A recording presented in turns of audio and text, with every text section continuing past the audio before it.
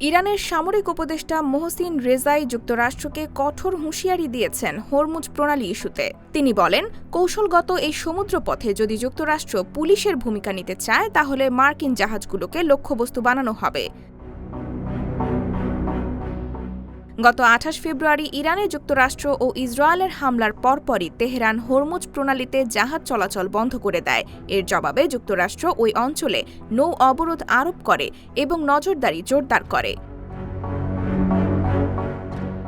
ইরানের রাষ্ট্রীয় টেলিভিশনে দেওয়া বক্তব্যে রেজাই প্রশ্ন তোলেন হরমুজ প্রণালীতে মার্কিন উপস্থিতির যৌক্তিকতা নিয়ে। তিনি সতর্ক করে বলেন, ইরানের ক্ষেপণাস্ত্র হামলায় মার্কিন জাহাজ সহজেই ডুবে যেতে পারে।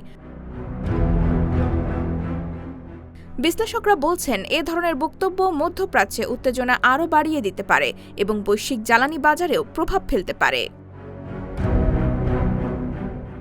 IBTV USA, new York.